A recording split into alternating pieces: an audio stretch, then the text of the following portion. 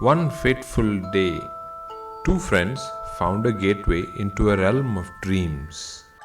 A place beyond time, beyond space, beyond that which is known to man.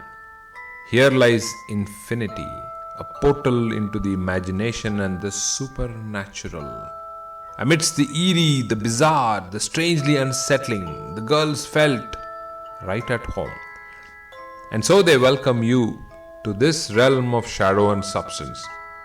Keep your imagination alight and take a step, dear listener, into the fifth dimension.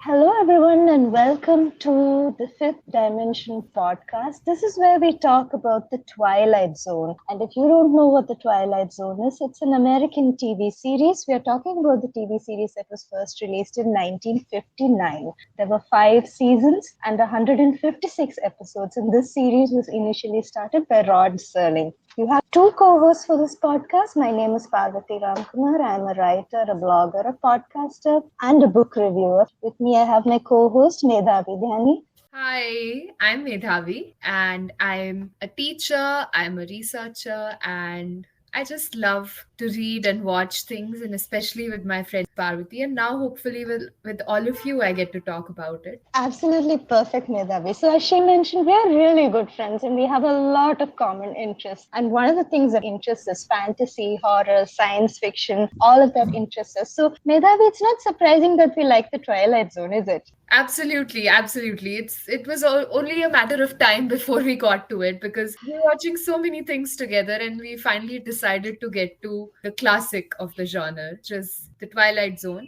And it would be wonderful to talk about it, not just to you, Parvati, but to wide range of listeners, and to have different kinds of inputs on that, if we can build a community around the Twilight Zone, and especially for those who might be already familiar with it, or those who might like to watch it along with us for the first time. Absolutely. As you mentioned, one of the things that really interests us is supernatural fiction, where you can't really explain what it is you're watching, and this play of light and shadow. I must have mentioned, Medhavi, that the cinematography in the Twilight Zone is absolutely amazing, and that's the sort of thing we like. Absolutely. And what they've done with that, I mean, one could call it a limitation that there's no color in this series, but one could also see it as the strength of this series, how they have worked with limited technological means, but they have done something so brilliant with it in terms of storytelling, in terms of the visuality of it, in terms of what they've tried to represent on screen. It's simply fantastic, and it's wonderful to view that for the first time in, say, 2024, when the genre has transformed so much, but at the same time a classic remains a classic for a reason. And the Twilight Zone has made so many best of lists, right? It's inspired so many other series, and it's remained a classic. It's exciting to watch it. And one thing I've noticed is they don't have the kind of visual effects that we have today. So exactly. I think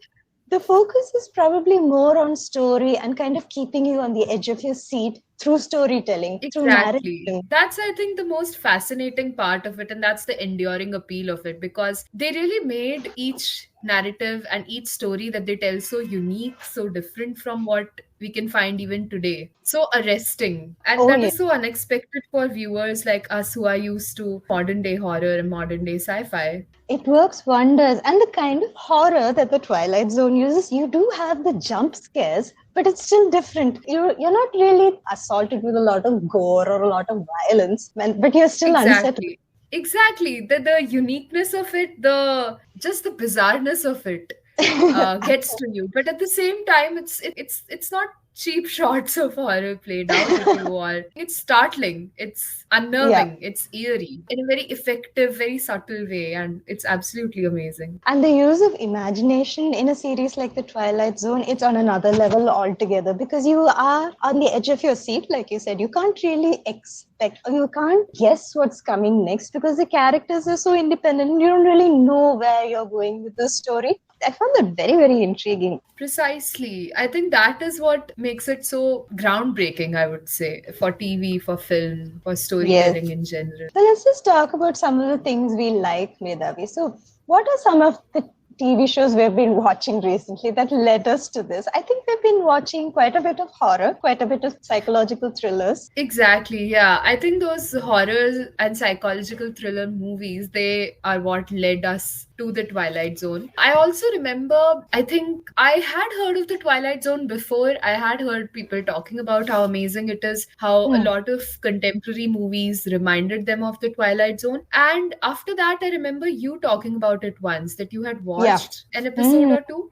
and it was very fascinating for you. Yeah. It's been on my mind ever since that someday I would like to get to that show with you. And now here we are. We have been watching so many things together. Each time we explored new series and new movies to watch, I think we were getting one step closer to watching this one. And so, like you said, here we are.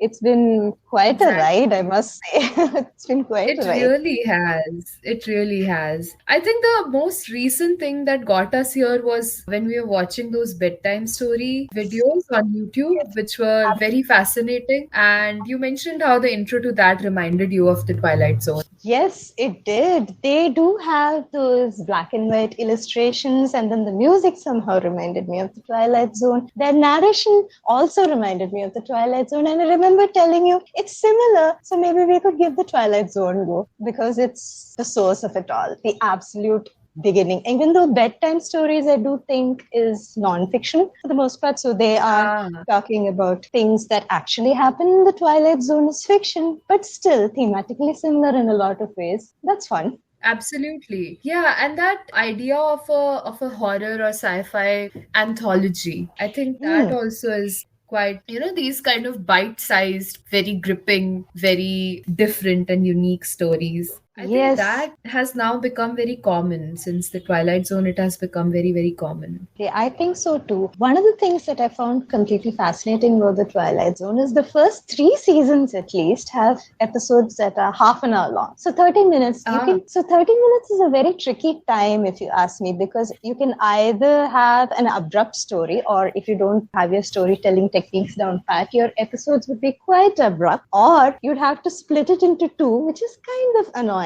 because then you have to wait next week or your next viewing to see what's next. But from what we've seen of the Twilight Zone, they've done a spectacular job. Exactly. They've condensed that entire story into a half an hour segment. And I would say even like the story doesn't have to be complicated. The narrative doesn't have to be complicated for it to be effective or for it to be different and unique. It can be very effective, very unique, very different, with just a seemingly simple storyline that takes you so many places and that, takes you for a ride with your imagination. And there are so many emotions that we experienced when we watched these episodes. We were touched, we were moved, we were scared, we got a lot of chills. Yeah. There was also, I am quite sure that I felt this feeling of claustrophobia with some of those episodes because you're trapped somewhere along with the characters. How do you get out? Exactly. Like it does give you that very visceral emotional response too. It does. And sometimes you're just thinking, you don't know what the character is going to do. And you think about what you would do in that situation, which is maybe something we will explore as we talk about these episodes. So what would be? Exactly. That's actually a thought that constantly comes to mind, because those characters also seem very real and at the same time they're not, and I'd love to explore that for sure.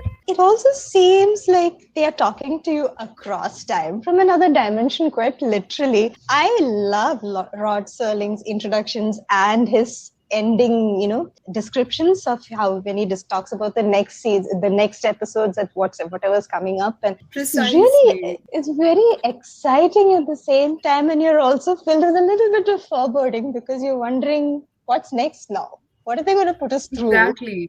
Yeah, I think that just makes it very, very, it's the right balance of drama and intrigue. So he's done a fantastic job with that.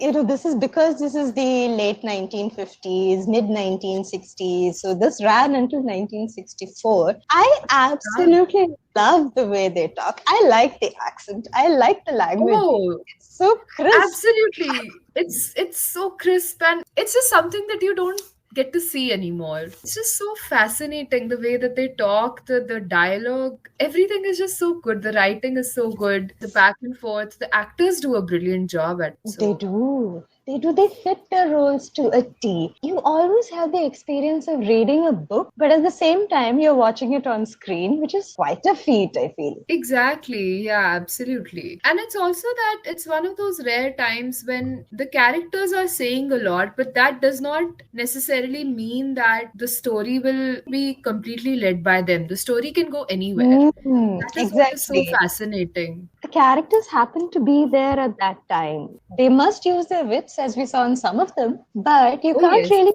say that, oh yeah, the story is going to bend to their will. They have to navigate a lot of things. And it's not like they get out of the Twilight Zone, as they call it. This is a place where weird things happen, strange things happen. And it's not like you have a happy ending all of the time, but they are memorable. The endings are always memorable. I love the endings and I love how it's just wrapped up. But you are left with such a bizarre and unexpected sort of feeling that you're Yeah. not sure whether what you've seen is wrapped up or not. I love that. And they've also woven in some dark humor into these stories, as we saw. Oh, yes. Which is also fascinating. I do think we laughed at some of it, and we were wondering yes. why.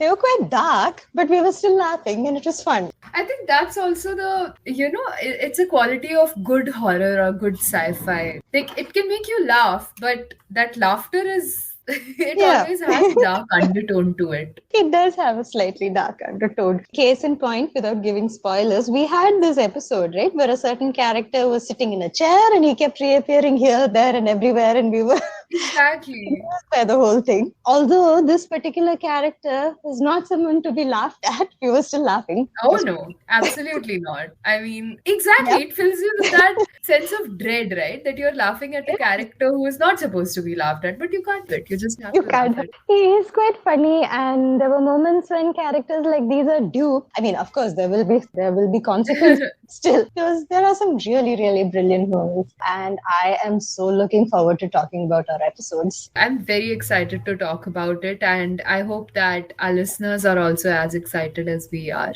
I hope that, yes, some of you watch the show along with us. Absolutely. That would be a fantastic experience for sure. Yes, I think this is one show that we would recommend you watch, and we would be thrilled if you watch because it's a classic. We're looking forward to sharing all our thoughts with you, talking to you, letting you know how it's freaked us out. It's going to happen. It will definitely happen.